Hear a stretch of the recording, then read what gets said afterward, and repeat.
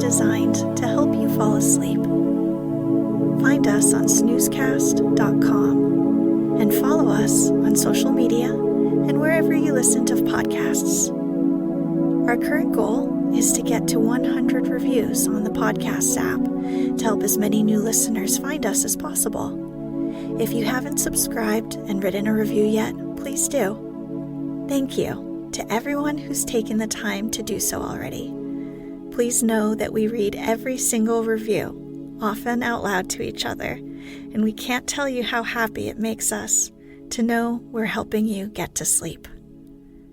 This episode is brought to you by Cat Naps, with a cat for company. Tonight, we'll read the opening 2 chapters of 1859's A Tale of Two Cities, written by Charles Dickens. It's a historical novel set in London and Paris before and during the French Revolution. The novel tells the story of the French doctor Manette, his 18-year-long imprisonment in Paris, and his release to live in London with his daughter Lucy, whom he had never met. The story is set against the conditions that led up to the French Revolution and the Reign of Terror. It has become Dickens' best-known work of historical fiction.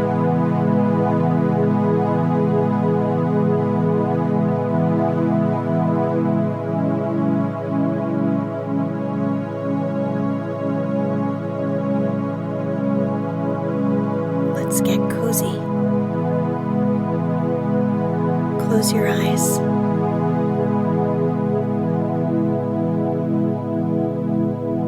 Relax your body into the softness of your bed. Now, take a few deep breaths.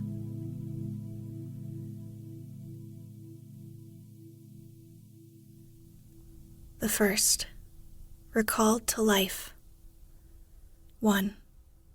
The period. It was the best of times. It was the worst of times.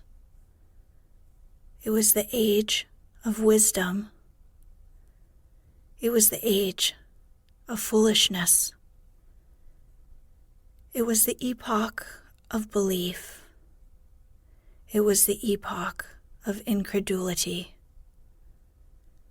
It was the season of light. It was the season of darkness. It was the spring of hope. It was the winter of despair. We had everything before us. We had nothing before us. We were all going direct to heaven. We were all going direct the other way. In short, the period was so far like the present period that some of its noisiest authorities insisted on its being received, for good or for evil, in the superlative degree of comparison only. There were a king with a large jaw and a queen with a plain face on the throne of England. There were a king with a large jaw and a queen with a fair face on the throne of France. In both countries, it was clearer than crystal to the lords of the state preserves of loaves and fishes that things in general were settled forever. It was the year of our Lord 1775. Spiritual revelations were conceded to England at that favored period, as at this. Mrs. Southcott had recently attained her 25th blessed birthday, of whom a prophetic private in the Life Guards had heralded the sublime appearance by announcing that arrangements were made for the swallowing up of London and Westminster. Even the Cock Lane ghost had been laid only a round dozen of years after rapping out its messages, as the spirits of this very year last past, supernaturally deficient in originality, rapped out theirs. Mere messages in the earthly order of events had lately come to the English crown and people from a congress of British subjects in America, which, strange to relate, have proved more important to the human race than any communications yet received through any of the chickens of the Cock Lane brood. France, less favored on the whole as to matters spiritual than her sister of the shield and trident, rolled with exceeding smoothness downhill, making paper money and spending it. Under the guidance of her Christian pastors, she entertained herself, besides, with such humane achievements as sentencing a youth to have his hands cut off, his tongue torn out with pincers, and his body burned alive, because he had not kneeled down in the rain to do honor to a dirty procession of monks which passed within his view at a distance of some 50 or 60 yards. It is likely enough that, rooted in the woods of France and Norway, there were growing trees when that sufferer was put to death, already marked by the woodman, fate, to come down and be sawn into boards, to make a certain movable framework with a sack and a knife in it, terrible in history. It is likely enough that in the rough outhouses of some tillers of the heavy lands adjacent to Paris, there were sheltered from the weather that very day rude carts bespattered with rustic mire, snuffed about by pigs and roosted in by poultry, which the farmer, Death, had already set apart to be his tumbrils of the Revolution. But that woodman and that farmer, though they work unceasingly, work silently, and no one heard them as they went about with muffled tread, the rather for as much as to entertain any suspicion that they were awake was to be atheistical and traitorous. In England, there was scarcely an amount of order and protection to justify much national boasting. Daring burglaries by armed men and highway robberies took place in the capital itself every night. Families were publicly cautioned not to go out of town without removing their furniture to upholsterers' warehouses for security. The highwayman in the dark was a city tradesman in the light, and, being recognized and challenged by his fellow tradesmen whom he stopped in his character of the captain, gallantly shot him through the head and rode away. The mail was waylaid by 7 robbers, and the guard shot 3 dead, and then got shot dead himself by the other 4, in consequence of the failure of his ammunition, after which the mail was robbed in peace.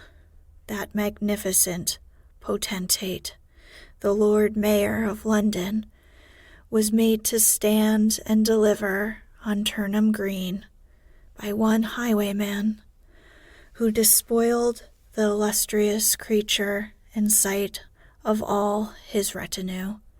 Prisoners in London jails fought battles with their turnkeys, and the majesty of the law fired blunderbusses in among them, loaded with rounds of shot and ball. Thieves snipped off diamond crosses from the necks of noble lords at court drawing rooms. Musketeers went into St. Giles to search for contraband goods, and the mob fired on the musketeers, and the musketeers fired on the mob, and nobody thought any of these occurrences much out of the common way. In the midst of them, the hangman, ever busy and ever worse than useless, was in constant requisition, now stringing up long rows of miscellaneous criminals, now hanging a housebreaker on Saturday who had been taken on Tuesday, now burning people in the hand at Newgate by the dozen, and now burning pamphlets at the door of Westminster Hall. Today, taking the life of an atrocious murderer, and tomorrow of a wretched pilferer who had robbed a farmer's boy of 6 pence. All these things, and 1,000 like them, came to pass in and close upon the dear old year 1775, environed by them, while the woodman and the farmer worked unheeded, those two of the large jaws, and those other two of the plain and fair faces, trod with stir enough, and carried their divine rights with a high hand. Thus did the year 1775 conduct their greatnesses, in myriads of small creatures, the creatures of this chronicle among the rest, along the roads that lay before them. 2. The Mail. It was the Dover Road that lay on a Friday night late in November, before the first of the persons with whom this history has business. The Dover Road lay, as to him, beyond the Dover Mail, as it lumbered up Shooter's Hill. He walked uphill in the mire by the side of the mail, as the rest of the passengers did, not because they had the least relish for walking exercise under the circumstances, but because the hill and the harness and the mud and the mail were all so heavy that the horses had 3 times already come to a stop, besides once drawing the coach across the road with the mutinous intent of taking it back to Blackheath. Reins and whip and coachman and guard, however, in combination, had read that article of war which forbade a purpose otherwise strongly in favor of the argument that some brute animals are endued with reason, and the team had capitulated and returned to their duty. With drooping heads and tremulous tails, they mashed their way through the thick mud, floundering and stumbling between whiles, as if they were falling to pieces at the larger joints. As often as the driver rested them and brought them to a stand with a wary, "Whoa-ho, so-ho then," the near leader violently shook his head and everything upon it, like an unusually emphatic horse, denying that the coach could be got up the hill. Whenever the leader made this rattle, the passengers started, as a nervous passenger might, and was disturbed in mind. There was a steaming mist in all the hollows, and it had roamed in its forlornness up the hill like an evil spirit, seeking rest and finding none. A clammy and intensely cold mist. It made its slow way through the air in ripples that visibly followed and overspread one another, as the waves of an unwholesome sea might do.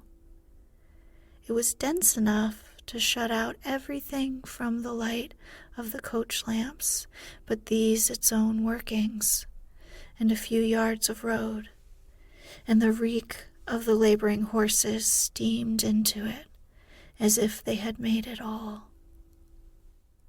2 other passengers, besides the one, were plodding up the hill by the side of the mail. All 3 were wrapped to the cheekbones and over the ears, and wore jackboots. Not one of the 3 could have said, from anything he saw, what either of the other 2 was like, and each was hidden under almost as many wrappers from the eyes of the mind as from the eyes of the body of his 2 companions. In those days, travelers were very shy of being confidential on a short notice, for anybody on the road might be a robber or in league with robbers. As to the latter, when every posting house and alehouse could produce somebody in the captain's pay, ranging from the landlord to the lowest stable nondescript, it was the likeliest thing upon the cards. So the guard of the Dover Mail thought to himself that Friday night in November 1775, lumbering up Shooter's Hill, as he stood on his own particular perch behind the mail, beating his feet and keeping an eye and a hand on the arm chest before him, where a loaded blunderbuss lay at the top of 6 or 8 loaded horse pistols, deposited on a substratum of cutlass. The Dover Mail was in its usual genial position that the guard suspected the passengers. The passengers suspected one another and the guard. They all suspected everybody else, and the coachman was sure of nothing but the horses, as to which cattle he could, with a clear conscience, have taken his oath on the 2 testaments that they were not fit for the journey. "Oh-ho," said the coachman, "so then, one more pull and you're at the top, and be damned to you, for I have had enough trouble to get you to it. Joe." "Hello," the guard replied. "What o'clock do you make it, Joe?" 10 minutes, good, past 11. "My blood," ejaculated the vexed coachman, "and not atop of Shooters yet. Yah! Get on with you." The emphatic horse, cut short by the whip in a most decided negative, made a decided scramble for it, and the 3 other horses followed suit. Once more, the Dover Mail struggled on, with the jackboots of its passengers squashing along beside it.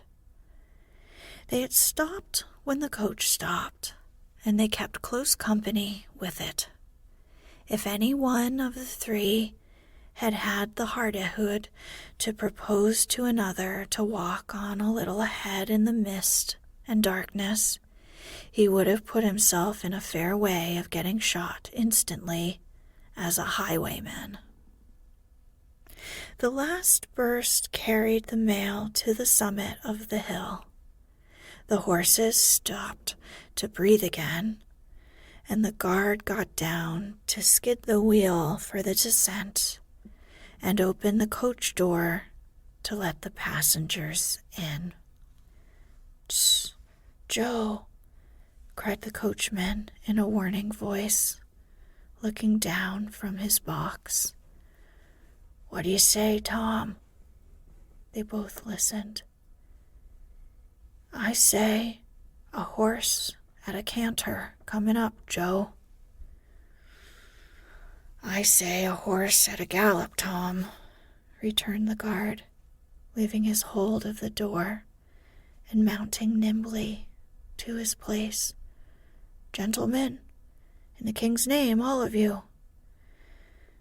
With this hurried adjuration, he cocked his blunderbuss and stood on the offensive. The passenger booked by this history was on the coach step getting in. The two other passengers were close behind him and about to follow. He remained on the step, half in the coach and half out of it. They remained in the road below him. They all looked from the coachman to the guard, and from the guard to the coachman, and listened. The coachman looked back, and the guard looked back, and even the emphatic leader pricked up his ears and looked back, without contradicting. The stillness consequent of the cessation of the rumbling and laboring of the coach added to the stillness of the night, made it very quiet indeed. The panting of the horses communicated a tremulous motion to the coach, as if it were in a state of agitation. The hearts of the passengers beat loud enough, perhaps, to be heard, but, at any rate, the quiet pause was audibly expressive of people out of breath, and holding the breath, and having the pulses quickened by expectation. The sound of a horse at a gallop came fast and furiously up the hill. "So-ho!" the guard sang out, as loud as he could roar. "Yo there! Stand! I shall fire!" The pace was suddenly checked, and with much splashing and floundering, a man's voice called from the mist. "Is that the Dover mail?" "Never you mind what it is," the guard retorted. "What are you?" "Is that the Dover mail?" "Why do you want to know?" "I want a passenger if it is." "What passenger?" "Mr. Jarvis Lorry." Our booked passenger showed in a moment that it was his name. The guard, the coachman, and the other two passengers eyed him distrustfully. "Keep where you are," the guard called to the voice in the mist, "because if I should make a mistake, it could never be set right in your lifetime. Gentlemen of the name of Lorry, answer straight." "What is the matter?" asked the passenger then, with mildly quavering speech. Who wants me? Is it Jerry?" "I don't like Jerry's voice, if it is Jerry," growled the guard to himself. "He's hoarser than suits me, is Jerry." "Yes, Mr. Lorry." What is the matter?" "A despatch sent after you from over yonder, T & Co." I know this messenger guard," said Mr. Lorry, getting down into the road, assisted from behind more swiftly than politely by the other 2 passengers, who immediately scrambled into the coach, shut the door, and pulled up the window. "He may come close. There's nothing wrong." "I hope there ain't, but I can't make so nation sure of that," said the guard in gruff soliloquy. "Hello, you." "Well, hello, you," said Jerry, more hoarsely than before. "Come on at a foot pace. Do you mind me? And if you've got holsters to that saddle of yourn, don't let me see your hand go nigh 'em. For I'm a devil at a quick mistake, and when I make one, it takes the form of lead. So now, let's look at you." The figures of a horse and rider came slowly through the eddying mist and came to the side of the mail where the passenger stood. The rider stooped and, casting up his eyes at the guard, handed the passenger a small, folded paper. The rider's horse was blown, and both horse and rider were covered with mud, from the hooves of the horse to the hat of the man. "Guard," said the passenger, in a tone of quiet business confidence.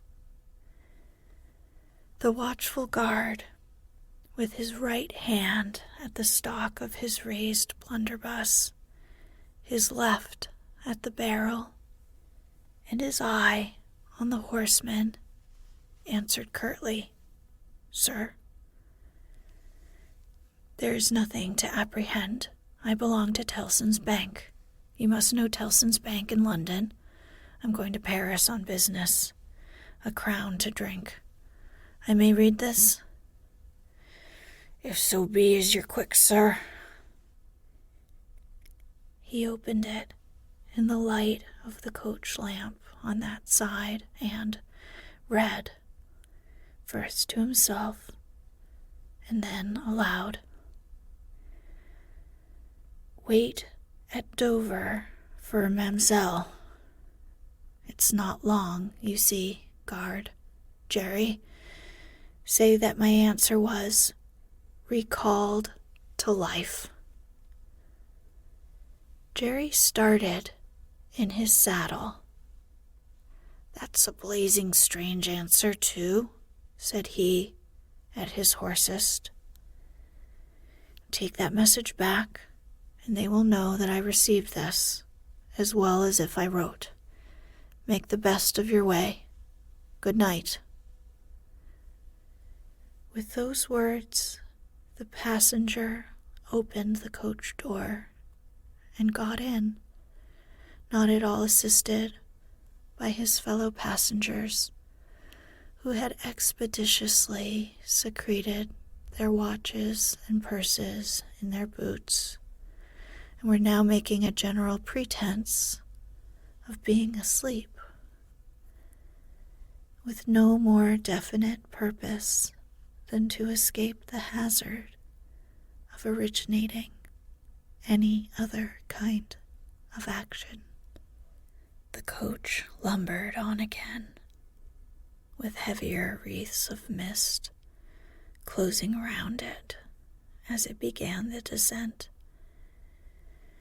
The guard soon replaced his blunderbuss in his arm chest, and, having looked to the rest of its contents, and having looked to the supplementary pistols that he wore in his belt, looked to a smaller chest beneath his seat, in which there were a few smith's tools, a couple of torches, and a tinder box, for he was furnished with that completeness that if the coach lamps had been blown and stormed out, which did occasionally happen, he had only to shut himself up inside, keep the flint and still sparks well off the straw, and get a light with tolerable safety and ease, if he were lucky, in 5 minutes. Tom, softly over the coach roof. "Hello, Joe. Did you hear the message?" "I did, Joe." "What did you make of it, Tom?" "Nothing at all, Joe." "That's a coincidence, too," the guard mused, "for I made the same of it myself."